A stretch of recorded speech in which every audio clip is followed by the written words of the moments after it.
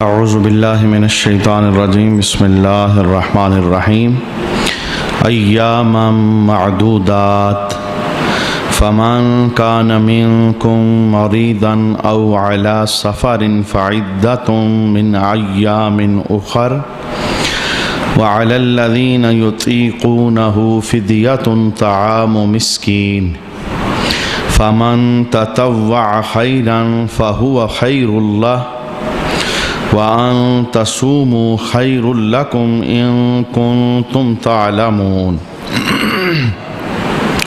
شهر رمضان الذي أنزل فيه القرآن هدى للناس وبينات من الهدى والفرقان فمن شهد منكم الشهر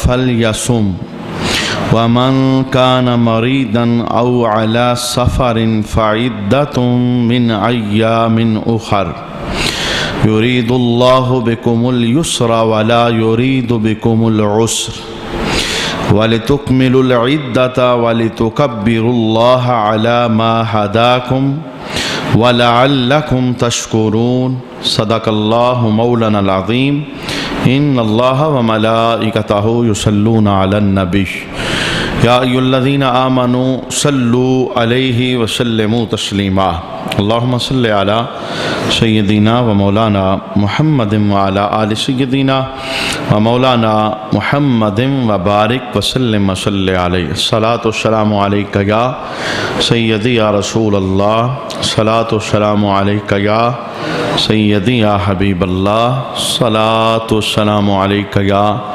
سیدی یا شفیع المذنبین وعلی آلک وصحبک یا سیدی یا رحمتا للعالمین۔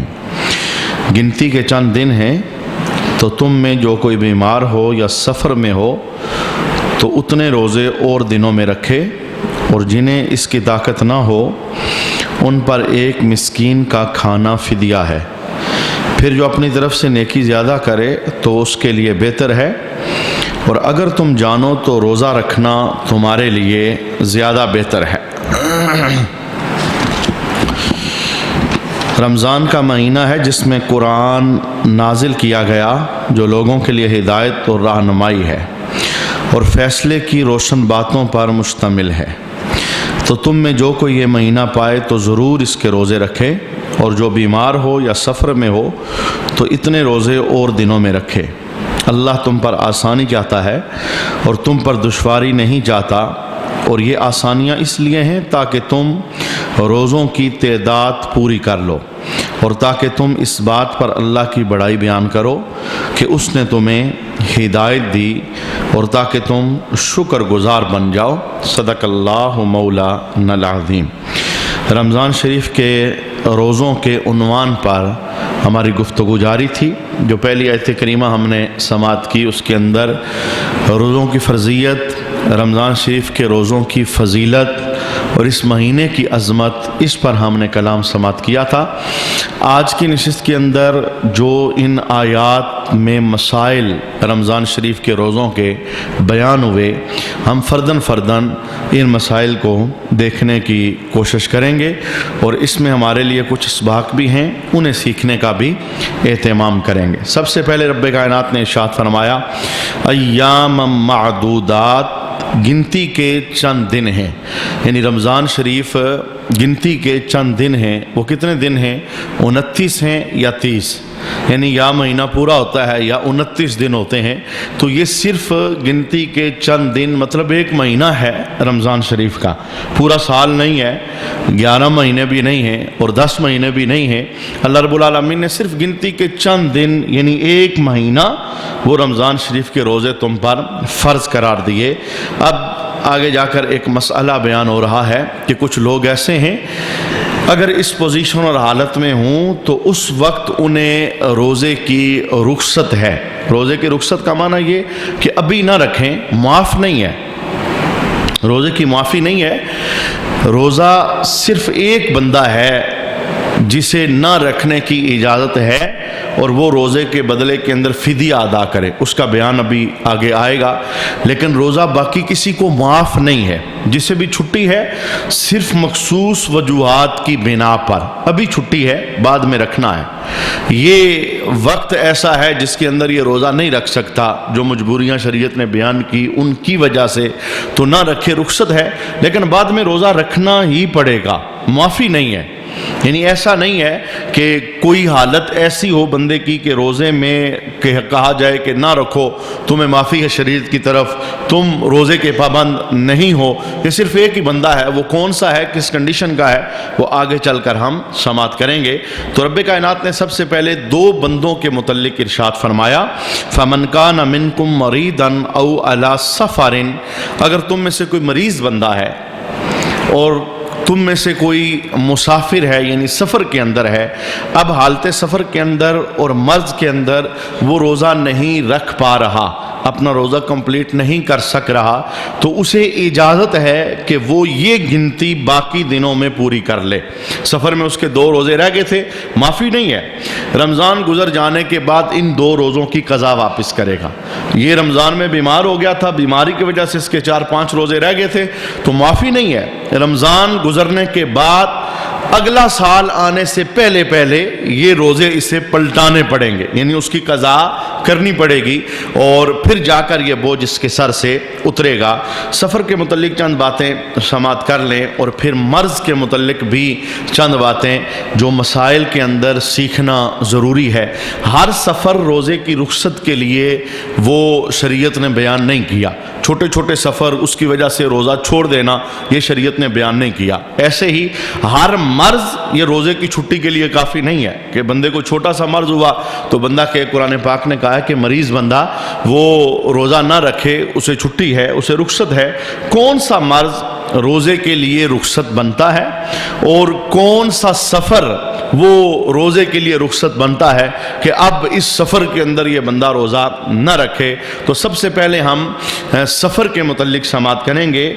وہ سفر جسے شرعی سفر کہا جاتا ہے، جس سفر کے نتیجے کے اندر نماز قصر پڑھنی ہوتی ہے، یعنی 4 فرضوں کو 2 فرض کر کے ادا کرنا ہوتا ہے، یہ سفر شرعی ہوتا ہے۔ اگر کوئی پیدل چلے تو 3 دن کی مسافت بنتی ہے، اور جیسے دور حاضر کے اندر پیدل کا نظام ختم ہو گیا، گاڑیوں پر سفر ہوتا ہے، تو جو بندہ اپنی بستی سے 92 کلومیٹر 92 کلومیٹر اور فقہا کی ایک تعداد وہ کہتی ہے 98 کلومیٹر، لیکن زیادہ تر فتویٰ اسی پر ہے 92 کلومیٹر، جو بندہ اپنے گھر سے کسی جگہ کے لیے سفر پر نکل جائے تو ایسے بندے کے لیے اجازت ہے کہ وہ روزہ نہ رکھنا چاہے تو نہ رکھے۔ لیکن اس کے اندر بھی ایک تفصیل ہے، سفر کب شروع کیا ہے؟ سفر صبح صادق سے پہلے شروع کیا ہے یا کہ صبح صادق کے بعد شروع کیا ہے؟ اگر تو اس نے سفر صبح صادق سے پہلے شروع کیا تو اب اس دن کا روزہ یہ نہ رکھے، یعنی اسے اجازت ہے۔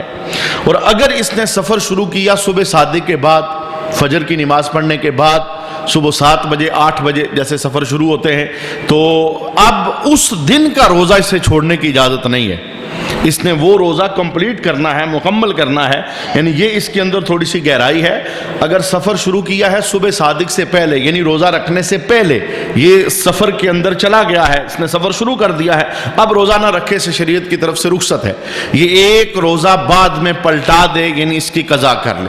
اور اگر یہ روزہ رکھ چکا ہے اور اب اس نے سفر صبح کرنا ہے 7 بجے 8 بجے، تو اس دن کے روزے کی اسے چھوڑنے کی اور رخصت کی اجازت نہیں ہے، یہ روزہ اسے کمپلیٹ کرنا پڑے گا۔ ایسے ہی اگر اس نے روزہ نہیں رکھا لیکن سفر اس نے صبح کرنا ہے تو اسے روزہ رکھنا پڑے گا۔ ابھی تو یہ سفر میں نہیں ہے، یہ تو رخصت تھی سفر کے اندر، ابھی تو سفر کا ارادہ اور نیت ہے، ہو سکتا ہے یہ ملتوی ہو جائے، ہو سکتا ہے یہ نہ جائے، تو یہ ایک فرض اس کے سر کے اوپر جو بوجھ بن کر رہے گا، اور اس کی غلطی بھی ہوگی اور اس کے اندر اسے پکڑ بھی ہو سکتی ہے۔ یعنی اس کے اندر یہ تفصیل ہے، ایک تو سفر شرعی سفر ہونا چاہیے، اور دوسرا وہ سفر روزے کی رخصت کے لیے ہوتا ہے کہ جب بندے نے روزے کا وقت شروع ہونے سے پہلے سفر سفر سٹارٹ کر دیا ہو اور اگر روزے کا وقت شروع ہو چکا تھا, روزہ یہ رکھ چکا تھا, اب روزے کی رخصت نہیں ہے, سفر پر جائے گا لیکن روزہ رکھے گا. اچھا یہ جو دو چیزیں بیان ہوئی, سفر اور مرض, اس کے اندر رخصت ہے, حکم نہیں ہے. حکم اور ہوتا ہے, رخصت اور ہوتی ہے. کوئی بندہ کہتا ہے میں سفر پہ جاؤں گا, روزہ رکھوں گا, بہت اچھا ہے, آگے قرآن نے خود بیان کیا ہے اگر روزہ رکھو تو تمہارے لیے بہتر ہے, یہ اچھا ہے. چونکہ محبوب کریم علیہ السلام کی اس حدیث کو سامنے رکھتے ہوئے کہ جس بندے کے رمضان کا روزہ رہ گیا, غیر رمضان میں اگر سارا زمانہ بھی وہ روزہ رکھے رمضان والا ثواب نہیں لے سکتا. اب اس کا یہ سفر میں جو روزہ رہ جائے گا بعد میں قضا تو ہو جائے گی, یعنی یہ ادا ہو جائے گا, جو گنتی ہے وہ پوری ہو جائے گی, لیکن رمضان والا ثواب تو بعد میں نہیں ملے گا. یہ ثواب اور اجر رمضان ہی میں ہے, جیسے رمضان رخصت ہوگا یہ اجر اور ثواب ختم ہو جائے گا. تو حالت سفر کے اندر اجازت ہے, حکم نہیں ہے. اگر کوئی بندہ جیسے دور حاضر کے اندر آسان سفر ہے, گاڑیوں کے اندر اے سی لگے ہوئے ہیں اور گھنٹوں کا سفر, یعنی اگر پیدل بندہ چلے تو وہ منٹوں کے اندر طے ہو جاتا ہے, تو ان چھوٹے چھوٹے سفروں پر روزہ نہیں چھوڑنا چاہیے, کیونکہ پھر زندگی کا کوئی بھروسہ بھی نہیں ہے. رمضان گزر جائے, ماحول ختم ہو جائے, کیا پتہ رکھنے کی توفیق ملے گی یا رکھنے کی توفیق نہیں ملے گی. کتنے بندے ایسے جن کے روزے رہ گئے, پھر سال بھر وہ رکھنے کی تلاش میں رہے لیکن نہیں رکھ پائے, وہ گنتی ان سے پوری نہیں ہو سکی. اب ایک بوجھ ہے جو سر کے اوپر ہے, تو بات پر اسے ملتوی نہ کیا جائے. دوسری بات ہے مرض, چھوٹے چھوٹے مرض, سر میں درد ہو گیا, طبیعت خراب ہے, نیند پوری نہیں ہوئی, دیگر چھوٹے چھوٹے مرض جن کی کوئی حیثیت نہیں ہے, صرف وہ مرض روزے کے لیے رخصت بنے گا جس مرض کے متعلق کسی طبیب حاذق, یعنی وہ ڈاکٹر جسے خوف خدا ہے, وہ ڈاکٹر جو دین کے مسائل جانتا ہے, اسے پتا ہے کہ روزے کی اہمیت کیا, عظمت کیا ہے. اب وہ ڈاکٹر سمجھتا ہے دین کو, روزے کو, اہمیت کو, عبادت کو, اللہ کے خوف کو. اب وہ کہہ رہا ہے یار تجھے جو بیماری ہے نا, اس بیماری کے اندر روزہ یہ خطرناک ہے, تیری صحت کے لیے, تیری جان کے لیے خطرہ ہے. اب اس ڈاکٹر کی مان کر اس مرض میں بندہ روزہ نہ رکھے. لیکن معاف ہے جی, معاف نہیں ہے. جب یہ مرض ٹھیک ہو جائے گا بعد میں سے روزہ رکھنا پڑے گا, بعد میں سے قضا پلٹانی پڑے گی. ہر بیماری, بلکہ جن بیماریوں کی وجہ سے لوگ روزہ چھوڑا کرتے تھے, کہتے ہیں جی شوگر ہے ہم روزہ نہیں رکھ سکتے, دل کا معاملہ ہے ہم روزہ نہیں رکھ سکتے, معدے کی پرابلم ہے ہم روزہ نہیں رکھ سکتے. اس وقت سائنس نے جو تحقیق کی ہے اور ڈاکٹر جو اپنا رزلٹ اور نتیجہ بیان کرتے ہیں کہ اگر کسی نے اپنے شوگر کا لیول ڈاؤن کرنا ہے وہ روزہ رکھے تو شوگر کا لیول ڈاؤن ہو جائے گا. یعنی روزہ تو شوگر کو ٹھیک کرتا ہے, اور اگر کوئی چاہتا ہے کہ اس کا دل کمزور ہے, دل توانا ہو جائے, صحت مند ہو جائے, جب روزے میں نہیں ہوتا تو دل کو زیادہ محنت کرنا پڑتی ہے, اور جب یہ روزے میں ہوگا تو دل کو کم محنت کرنا پڑے گی. ڈاکٹر کہتے ہیں دل کے مریض کے لیے بھی روزہ اچھا ہے, ایسے ہی معدے کے جتنے امراض ہیں ان کے لیے روزہ اچھا ہے. اس وقت ڈاکٹروں کی تحقیق یہ ہے, یعنی جن بیماریوں کی وجہ سے لوگ روزہ چھوڑتے ہیں ان بیماریوں میں تو ڈاکٹروں کی رائے یہ بن رہی ہے کہ روزہ ان میں صحت ہے, روزہ ان میں شفا ہے, روزہ ان میں بہتری ہے. اور کوئی بھی ایسا کام اللہ تعالیٰ بندوں پر لازم نہیں کرتا کہ جس کا بندوں کو نقصان ہو. میرے محبوب کریم علیہ السلام کا کتنا خوبصورت جملہ ہے, سومو تصحو, روزہ رکھو اللہ تمہیں صحت عطا فرمائے گا. پہلے اگر تم مریض بھی تھے, بیمار بھی تھے, کوئی مسئلہ بھی تھا, کوئی پریشانی بھی تھی, روزے کی حالت میں آ جاؤ گے تو روزے کی وجہ سے اللہ تمہیں شفا عطا فرما دے. کتنے لوگ ایسے ہیں کہتے ہیں جی ہم 10 یا 15 منٹ بعد پانی نہ پئیں تو ہمارا دن ہی نہیں گزرتا, لیکن روزے میں اللہ میں اتنی ہمت دیتا, اتنی توفیق دیتا, پورا دن ہمیں پیاس نہیں لگتی. یہ خدائی ایک نظام ہے, چونکہ اس نے عبادت کو لازم کیا ہے. جب بندہ ارادہ بنا لیتا ہے تو اللہ اس عبادت کو پوری کرنے کی بندے کو توفیق بھی عطا فرماتا ہے. ساری بات ارادے پر ہے. ارادہ نہیں ہے, نیت نہیں ہے, تو پھر بندہ کیسے منزل پر پہنچ سکے گا. یہ دیکھیے رات کو جب بندے سوتے ہیں نا تو 2 قسم کے لوگ ہوتے ہیں. ایک وہ جو یہ ارادہ کر کے سویا ہے میں نے صبح اٹھنا ہے نماز کے لیے یا تہجد کے لیے, کوئی بھی اس نے ارادہ کیا ہے, تہجد پڑھنا چاہتا ہے, فجر کی نماز پڑھنا چاہتا ہے. اور ایک وہ ہے جس کے ارادے میں ہی یہ بات شامل ہے کہ میں نے نہیں اٹھنا, اس نے کوئی اہتمام ہی نہیں کیا, نہ اس نے الارم لگوایا, نہ اسے کوئی فکر سوچ ہے. اس کے ذہن میں یہی ہے میری جو روٹین ہے 7 بجے اٹھنے کی, 8 بجے اٹھنے کی, 9 بجے اٹھنے کی, میں نے اس کے مطابق اٹھنا ہے, میں نے مسجد جانا ہی نہیں ہے. اس کی روٹین کے اندر ہی یہ نہیں ہے, اس کا ارادہ یہ نہیں. اچھا جس کا یہ ارادہ ہے کہ میں نے صبح اٹھنا ہے, اس نے کوئی بھی ارادہ بنایا، تہجد کا بنایا یا نماز فجر کا بنایا، میرے محبوب کریم علیہ السلام کی حدیث کا خلاصہ کیا ہے؟ جب بندہ یہ ارادہ کر کے سوتا ہے کہ میں صبح فجر کے لیے اٹھ جاؤں، تو اللہ عین اسی وقت فرشتے کی ڈیوٹی لگاتا ہے کہ جا میرے بندے کو اٹھا کے آ۔ یہ اپنے ارادے میں سچا تھا، یہ اپنے ارادے کے کتنی بار ایسا ہوا، الارم بھی نہیں تھا لیکن بندہ ارادہ کر کے سویا تھا کہ میں نے اٹھنا ہے، لیٹ بھی سویا ہے، رات کو مصروف رہا، جاگتا رہا، لیٹ بھی سویا ہے، لیکن عین وہ وقت جو نماز کا وقت ہے، یا تہجد کا بندہ عادی ہے تو تہجد کا وقت ہے، اسی وقت کے اندر اللہ اس کی آنکھ کھلوا دیتا ہے۔ اور میرے محبوب کریم علیہ السلام نے ارشاد فرمایا جو لوگ ارادہ کر کے نہیں اٹھتے تو جب صبح کا ٹائم ہوتا ہے نا، اذان کی آواز کان میں اگر پڑ گئی تو شیطان کیا کہتا ہے؟ شیطان آ جاتا ہے، ان کے پاس فرشتہ نہیں، ان کے پاس شیطان آتا ہے اور آ کے کیا کہتا ہے؟ سو جا، ابھی تو رات بہت بڑی ہے۔ اور آپ کو پتہ ہے جو غافل لوگ ہیں انہیں اس بات کا تجربہ ہوگا، پوری رات ہو سکتا ہے اچھی طرح نیند نہ آئے، نیند کا مزہ ہی اسی وقت آتا ہے جب اذان فجر ہو جاتی ہے، اور اذان فجر کے بعد والے جو لمحے ہیں وہ تھپکیاں شیطان دے رہا ہوتا ہے، اور دل کے اندر یہ بات، چونکہ یہ انسان کی رگوں کے ساتھ، خون کے ساتھ دوڑتا ہے، تو اب دل میں یہ بات ڈالتا ہے ابھی تو رات بڑی لمبی پڑی ہے، ابھی اٹھ کے کیا اعلیٰ جماعت کو ہو سکتا ہے 20 منٹ رہتے ہوں، تو یہ خواب بندے کو دے گا، بندہ گھڑی بھی دیکھ چکا ہے اور اسے پتا بھی یار ٹائم تو اذان ہو گئی، اب پیچھے کون سا ٹائم ہے، اب یہ ذہن میں ڈالے گا نہیں ابھی تو رات بڑی لمبی پڑی ہے، تو انسان کو سلا دے گا اور اس کی نماز کو ضائع کر دے گا۔ میں نے یہ جملہ اس حدیث سے اس لیے بولنا چاہا، ارادہ بندے نے کیا تو اللہ فرشتے کی ڈیوٹی لگا کے اسے اٹھا دیتا ہے۔ اگر بیمار بھی ہے ارادہ کرے مولا میں رکھنا چاہتا ہوں، کچھ بھی ہو جائے میں روزہ نہیں چھوڑوں گا، یہ جب ارادہ کرے گا تو اللہ اس کے لیے آسانی پیدا فرما دے گا رکھنے کے اسباب۔ اب ظاہر بندہ اگر اندر ہی سے مخلص نہیں ہے، اس کا ارادہ نہیں ہے، نیت ہی نہیں ہے، رکھنا ہی نہیں چاہتا، اس کے لیے تو پھر 1000 بہانے ہیں اور 1000 بہانوں کے ذریعے وہ اپنی جان چھڑا سکتا ہے۔ اچھا، یہ 2 بندے ہو گئے، ایک مریض ہو گیا اور دوسرے نمبر پر مسافر ہو گیا۔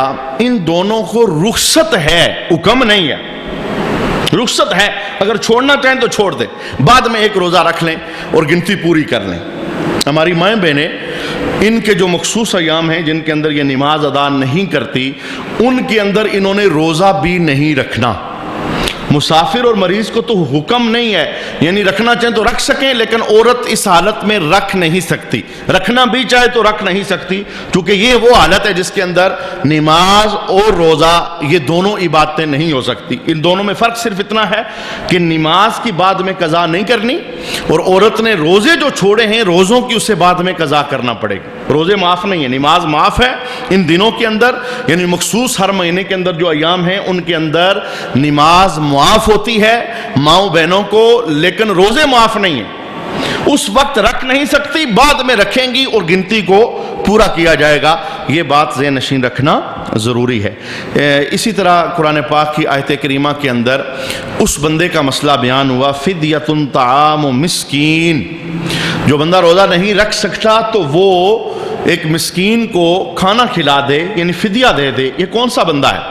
ہر بندہ نہیں، جیسے دور حاضر کے اندر اللہ کا فضل ہے، دولت لوگوں کے پاس بہت زیادہ ہے، مال کی فراوانی ہے، جیسے ہی رمضان کا چاند طلوع ہوتا ہے تو پوچھتے ہیں جی بتائیں جی فدیہ دینا ہے، میں روزہ نہیں رکھ سک رہا۔ اچھا جی کیا ہوا ہے؟ بیمار ہوں میں، گرمی ہے، اور یہ باقاعدہ مسئلہ ذہن نشین کر لیں کہ اگر کوئی بندہ اس وقت مثلاً اگر گرمی کے روزے ہیں، گرمیوں میں نہیں رکھ سک رہا، بیمار ہے، صحت خراب ہو جاتی ہے، ڈاکٹر نے منع کیا ہے، اور سردیاں آئیں گی تو رکھ لے گا، تو اسے سردیوں میں روزے رکھنے پڑیں گے۔ ایسا نہیں ہے کہ یہ ابھی نہیں رکھ سک رہا تو پھر فدیہ دے دے، یعنی جو فدیہ بنتا ہے 30 روزوں کو وہ دے کے جان چھڑا لے، ایسا نہیں ہوگا۔ فدیہ صرف ایک بندے کا ہے، سنیے وہ کون ہے؟ اسے کہتے ہیں شیخ فانی۔ شیخ فانی وہ بوڑھا شخص ہے جسے اب دوبارہ کبھی بھی صحت کی امید نہیں ہے، وہ بستر مرگ پر پہنچ چکا ہے، اب وہ اپنی موت کے دن پورے کر رہا ہے، زندگی کے وہ ایام جو آخری ہیں وہ گزار رہا ہے، ان قریب وہ موت کا مسافر بن جائے گا، ان قریب دنیا چھوڑ جائے گا۔ اسے کہتے ہیں شیخ فانی، جس کے وجود سے سکت ختم ہو چکی ہے، طاقت ختم ہو چکی ہے، نہ اب ہے نہ آئندہ آئے گی۔ اور وہ بندہ مطلب حالت بڑھاپے میں ہے، 50 سے کراس کر گیا، 60 سے کراس کر گیا، صحت خراب ہو گئی، ہو جاتا ہے، بعض اوقات بندہ بیمار ہوتا ہے، نقات کمزوری ہو گئی، نہیں روزہ رکھ سک رہا، تو مذہب یہ کہتا ہے اب نہیں رکھ سک رہا تو سال میں اگر ایسے دن آئیں جب دن چھوٹے ہوتے ہیں، سردیوں کے دن ہوتے ہیں، دن چھوٹے ہوتے ہیں، راتیں لمبی ہوتی ہیں، ان میں رکھ سکے گا تو تمہیں رکھنا پڑے گا۔ فدیہ صرف اور صرف اس بندے کا ہے، ہر بندے کا نہیں ہے۔ آخری حالت کسی کی ہے کہ اب اسے کبھی بھی سے دوبارہ نہیں ہوگی، یہ سال کے کسی بھی حصے میں روزے رکھ نہیں سکے گا۔ بے شمار لوگ ایسے ہوتے ہیں جو وقتی روزہ نہیں رکھ سکتے، کوئی معاملہ خراب ہو جاتا ہے، صحت خراب ہو جاتی ہے، لیکن بعد میں رکھ سکتے ہیں۔ سال کے کسی حصے میں جب سردیوں کے چھوٹے دن ہوتے ہیں وہ گنتی پوری کر سکتے ہیں، تو انہوں نے فدیہ نہیں دینا۔ فدیہ صرف اور صرف شیخ فانی نے دینا ہے، وہ بوڑھا جو اب کبھی بھی صحت مند ہو سکے گا نہیں، اس نے فدیہ دینا ہے۔ باقی سب نے کیا کرنا ہے؟ روزہ رکھنا ہے۔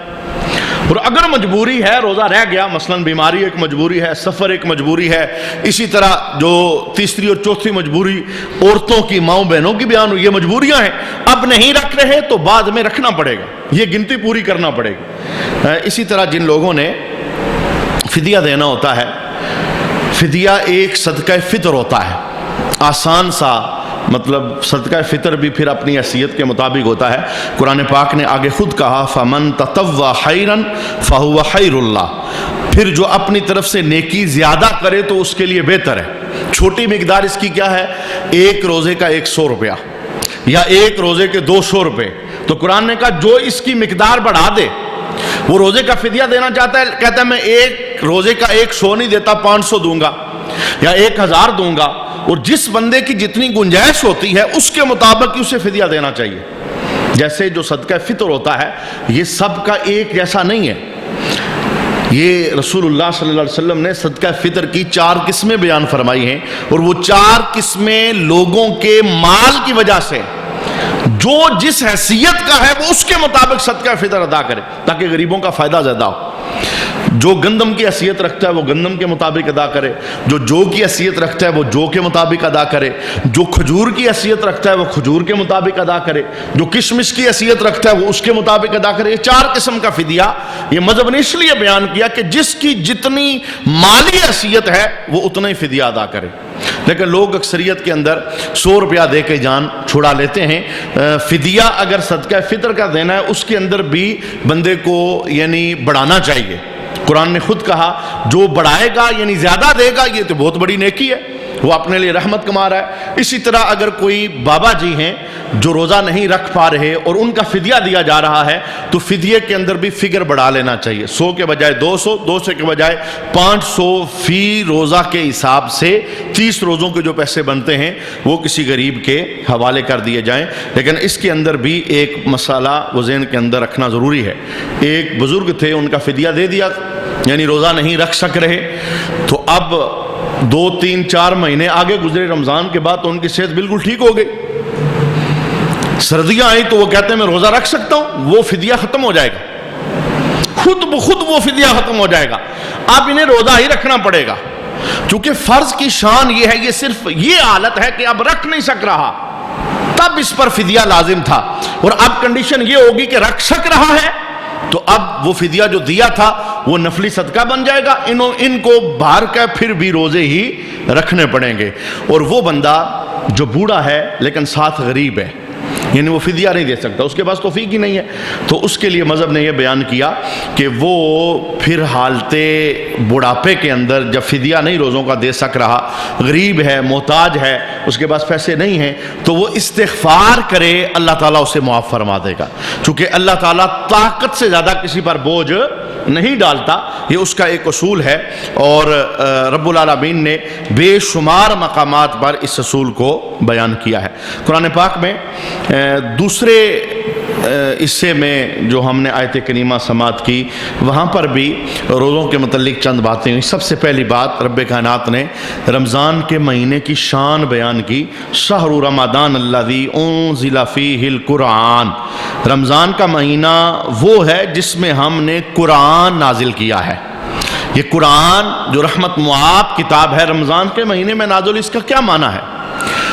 قرآن کے نازل ہونے میں تو 23 سال کا زمانہ لگا. ہم سب جانتے ہیں یہ 23 سال کے زمانے میں آہستہ آہستہ کر کے اترا. تو رمضان میں قرآن نازل کیا گیا، اس کا کیا معنی ہے؟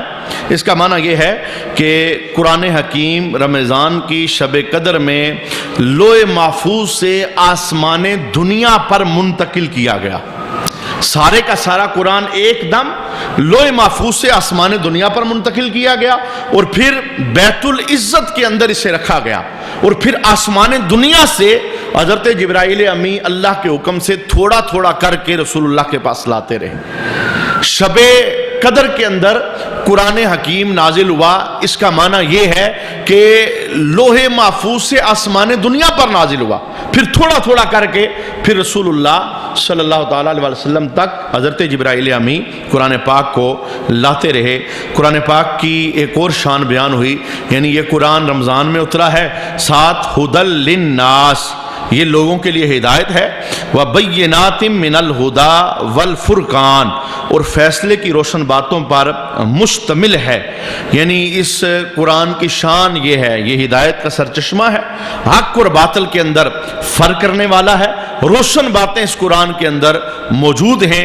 اور رمضان شریف کی جو عظمت ہے اس کی ایک وجہ یہ ہے کہ رمضان کو نسبت قرآن کے ساتھ ہے، اور کوئی بھی چیز جب بڑی چیز کے ساتھ اسے نسبت ہو جاتی ہے تو وہ اونچی ہو جاتی ہے، وہ معتبر ہو جاتی ہے، وہ محترم ہو جاتی ہے. تو رمضان بڑی شان والا ہے. اس کی جہاں اور شانیں ہیں ان میں سے ایک شان یہ ہے کہ اس کے اندر اللہ رب العالمین نے قرآن کو نازل فرمایا ہے.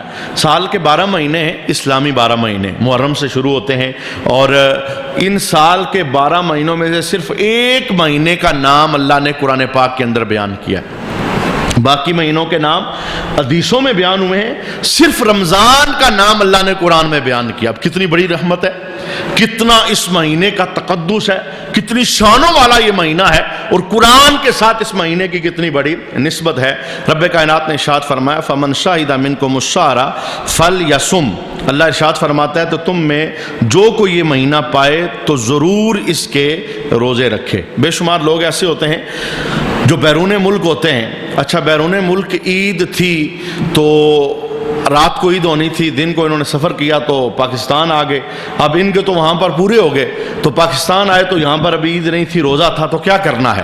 تو قرآن پاک کی اس آیت کے اندر اس کا جواب لکھا ہے فَمَنْ شَاهِدَ مِنْكُمْ، تم میں سے جو کوئی رمضان پائے، یعنی جہاں پر بندہ ہے وہاں اگر رمضان ہے تو بے شک یہ پہلے 30 بھی روزے رکھ چکا ہے تو اسے 31واں روزہ بھی رکھنا ہے.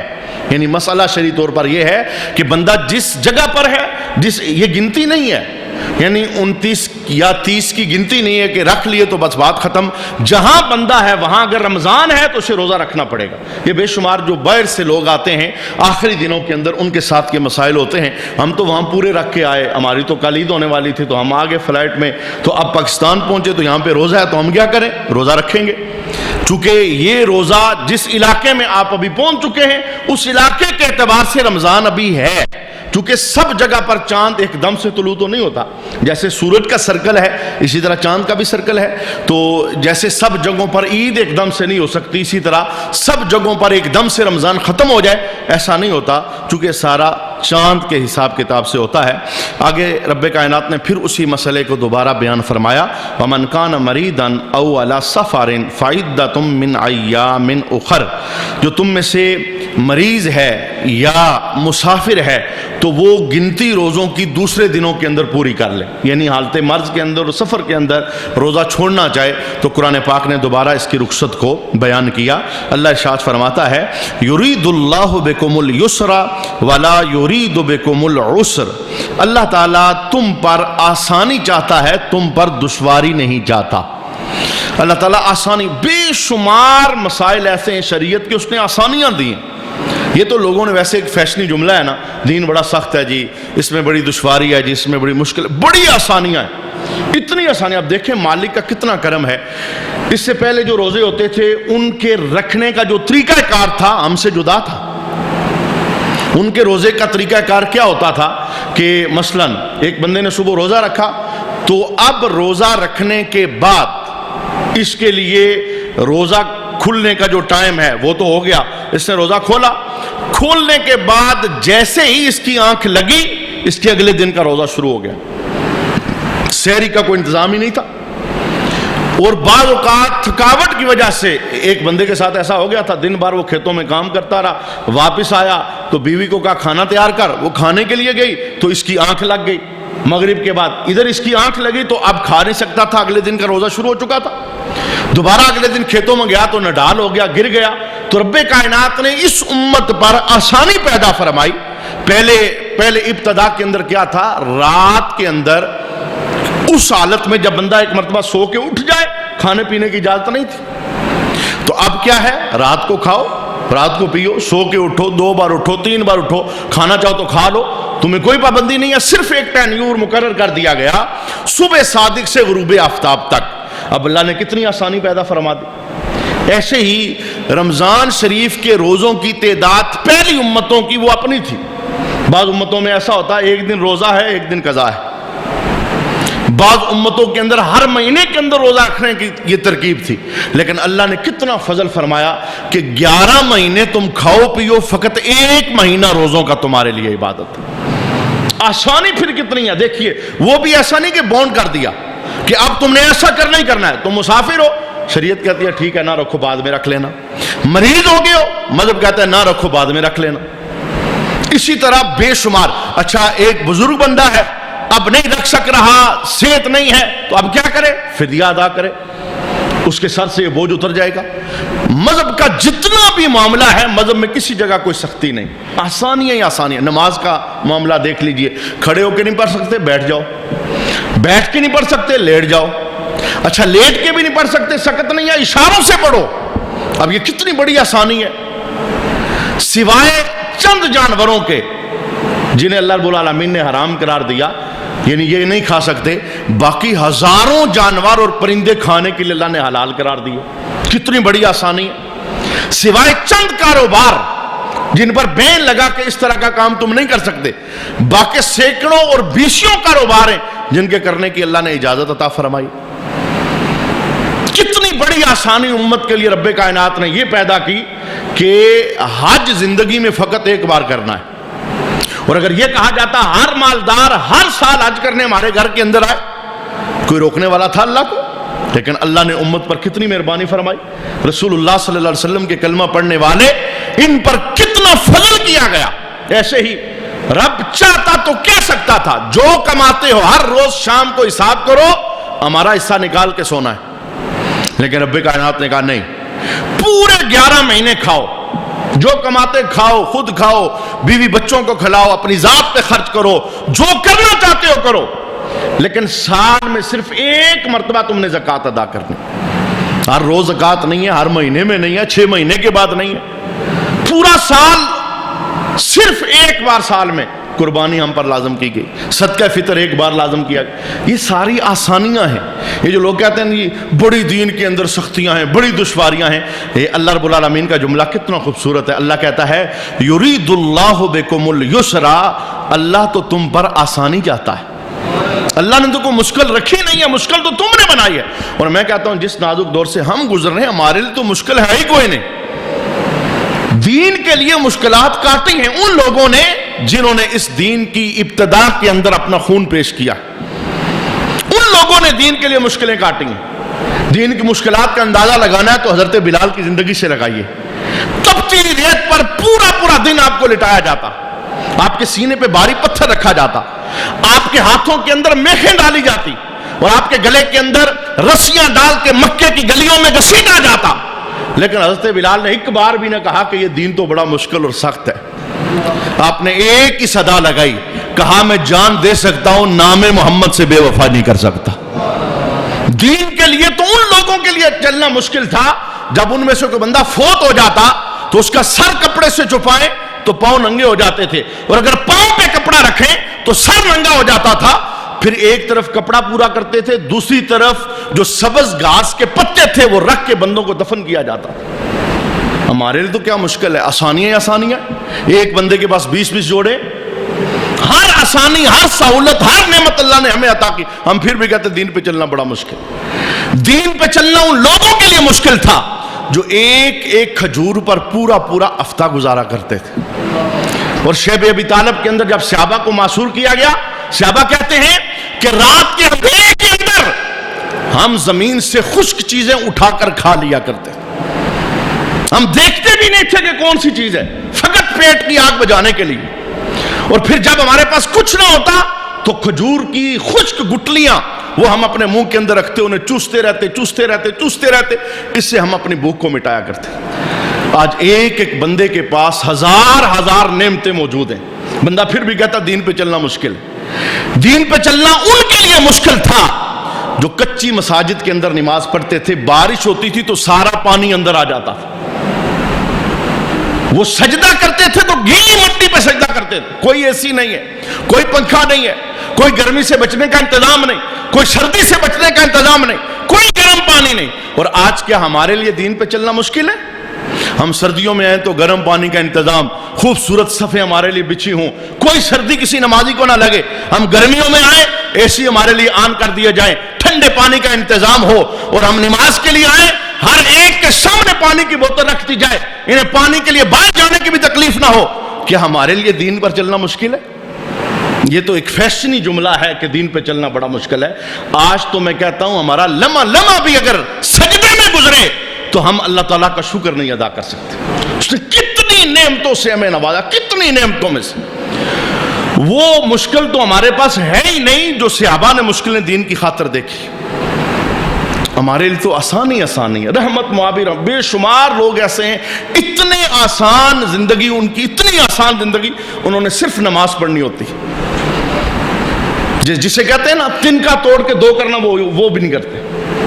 اب وہ بندہ بھی کہے جسے جناب گھر کے اندر بیٹھے بٹھائے اللہ رزق کی نعمت دے رہا ہے، وہ کہ جی بڑا مشکل ہے دین، تو اسے پھر اپنے آپ پر سوچنا چاہیے کہ تجھے آسان چیز کون سی لگتی ہے. پھر آسان یہ ہے انکار کر دے، کوئی اور مذہب اپنا لے، کسی مورتی کے سامنے جا کے سر رکھ لے. تو اسلام کے اندر کچھ مشکل نہیں. قرآن پاک کا یہ لفظ تو دیکھیے، اللہ کتنی محبت سے کہتا ہے یرید اللہ بکم الیسرا، اللہ تو تم پر آسانی چاہتا ہے. کیوں؟ ماں اپنے بچے سے جو پیار کرتی ہے نا، اس پیار کی مثال لوگ دیتے ہیں، وہ پیار رب العالمین کے پیار کے مقابلے میں کوئی حیثیت ہی نہیں رکھتا. ماں کا پیار لوگ مثال دیتے ہیں، گاڑیوں کے پیچھے لکھتے ہیں ماں کی محبت، ماں کی دعا میری کامیابی کے راز ہیں. کبھی مالک کی محبت بھی دیکھی جو یہ کہہ رہا ہے کہ میں 70 ماؤں سے بڑھ کر اپنے بندے سے پیار کرتا ہوں. ماں تو رات کو سو جاتی ہے، درندوں سے، جانوروں سے، حشرات الارض سے ہمیں کون بتاتا ہے؟ ہمیں ہمارا اللہ بچاتا ہے. ہماری سانسیں چلتی رہیں، ہمارا دل دھڑکتا رہے، ہماری بولنے والی زبان بولتی رہے، اور ہمارے سننے والے کان سماعتیں کرتے رہیں. یہ ساری طاقتیں کون دیتا ہے؟ یہ اللہ دیتا ہے. کتنا نوازا اس نے. تو وہ خود ہی کہہ رہا ہے کہ بندو میں نے تم پر کوئی مشکل چیز، آسانی ہی آسانی ہے. اور دیکھیے یہ ہم کوئی بھی فرض ادا کرتے ہیں نا، کوئی بھی فرض، نماز لے لیں، زکوٰۃ لے لیں، روزہ لے لیں، حج لے لیں، قیام لے لیں، تہجد لے لیں، قرآن کی تلاوت لے لیں، ایسے اجتماع، کوئی بھی کام دینی کرتے ہیں، یہ تو ہماری ڈیوٹی ہے، ہمیں کرنا ہی کرنا ہے. وہ ایک جوان تھا نا، 70 سال اس نے بنی اسرائیل کا اس نے عبادت کی اللہ کی. تو رب کائنات نے اپنے نبی کے ذریعے اس جوان کی طرف ایک پیغام بھجوایا. کہا اس جوان کو بتا دو کہ اسے جنت نہیں ملنی. 70 سال جس بندے نے عبادت کی ہے اسے پیغام بھجوایا گیا تجھے جنت میں داخل نہیں کیا جائے گا، تو نے دوزخ جانا ہے. اللہ اسے چیک کرنا چاہتا تھا کہ 70 سال میری عبادت کرنے والا جب یہ بات سنے گا میں نے جنت نہیں جانا تو آگے سے کیا کہے گا. تو اس نے آگے سے کیا جواب دیا؟ اس نے کہا میں جنت جانے کے لیے عبادت تھوڑی کر رہا ہوں، جنت بھیجنا تو اللہ کی مرضی ہے، وہ چاہے گا تو بھیجے گا، نہیں چاہے گا تو نہیں بھیجے گا. میں پھر بھی عبادت کرتا رہوں گا اس لیے کہ اس نے مجھے پیدا ہی عبادت کے لیے کیا ہے. اگر میں وَمَا خَلَقْتُ الْجِنَّ وَالْإِنسَ إِلَّا لِيَعْبُدُونَ، ہم نے جنوں انسانوں کو اپنی یاد کے لیے پیدا کیا، عبادت کے لیے پیدا کیا. تو اب جب رب کے دربار کے اندر فرشتے کے ذریعے پیغام پہنچا، مولا وہ تیرا بندہ یہ کہہ رہا ہے کہ جنت دینا نہ دینا یہ مالک کی مرضی ہے، میں عبادت کرتا رہوں گا. تو اللہ تعالیٰ نے جواب دیا جو ہمارے در پر یوں لو لگا کے رکھے گا ہم اسے جنت سے روکیں گے نہیں، ہم بے حساب اسے جنت عطا فرمائیں گے. مانا کیا تھا؟ یہ تو ہماری ڈیوٹی بنتی ہے. یہ عبادت کرنا، سر رکھنا، سجدہ کرنا، نظر کی طہارت، ماں باپ کو راضی رکھنا، رمضان کے روزے، حج، زکات، یہ ہماری ڈیوٹی ہے. لیکن کتنی رحمت معابی ہے، ہم نماز کے لیے سجدے میں جائیں تو آواز ربی آ جاتی ہے، تو نے سجدہ کیا ہے، جتنی دن بھر کی خطائیں میں نے ساری معاف فرما دی. ہم حکم پورا کرتے ہوئے زکات ادا کریں، 1,00,000 میں سے 2500 روپیہ اللہ کی راہ کے اندر دیں، حکم ربی آ جاتا ہے، 97,500 میں ہم نے برکت پیدا فرما دی ہے. ہم زندگی میں ایک بار حج کرنے کے لیے بیت اللہ شریف پہنچ جائیں اور مقام عرفات میں حاجی بن کے باہر نکلنے لگیں، ہم نے تو فرض پورا کیا تھا، حکم ربی آ جاتا ہے، جا ہم نے تمہیں ویسا کر دیا ہے جیسے آج ہی تو ماں کے پیٹ سے پیدا ہوا ہے. ہم رمضان کے روزے رکھیں، حکم ربی آ جاتا ہے، تو نے تو روزے رکھ کر ہم سے جنت کو خرید لیا ہے. یعنی یہ جزائیں بیان کرنا، یہ اجر دینا، ثواب دینا، جھولیاں بھرنا، یہ محض اس کی محبت ہے کہ نہیں؟ یہ آسانیاں آسانیاں ہیں، کرم ہی کرم ہے. تو دین کے اندر کوئی مشکل نہیں ہے. رب کائنات نے ارشاد فرمایا وَلِتُكْمِلُوا الْعِدَّةَ وَلِتُكَبِّرُوا اللَّهَ عَلَى مَا هَدَاكُمْ. یہ آسانی اس لیے ہے تاکہ تم روزوں کی تعداد پوری کر لو. یعنی تمہیں جو کنسیشن دی ہے، مرض میں روزہ چھوڑ دو، سفر میں روزہ چھوڑ دو، عورتیں مخصوص ایام میں روزہ چھوڑ دیں، شیخ فانی روزہ چھوڑ دے، یہ اس لیے کنسیشن ہے تاکہ گنتی پوری کرو. جو فرض ہے یہ بوجھ لے کے ہمارے پاس نہ آنا، یہ گنتی تم نے پوری کرنی ہے. اور اللہ ارشاد فرماتا ہے تاکہ تم اس پر اللہ کی بڑائی بیان کرو کہ اللہ تعالیٰ نے تمہیں ہدایت دی ہے، وَلَعَلَّكُمْ تَشْكُرُونَ، تاکہ تم اللہ کے شکر گزار بندے بن جاؤ. انشاءاللہ مزید مسائل اگلی آیات کے اندر جو بیان ہوئے وہ آنے والی نشست کے اندر ہم سماعت کریں گے. اللہ تعالیٰ ہم سب کو عمل پیرا ہونے کی توفیق نصیب فرمائے. وَمَا عَلَيْنَا إِلَّا الْبَلَاغُ.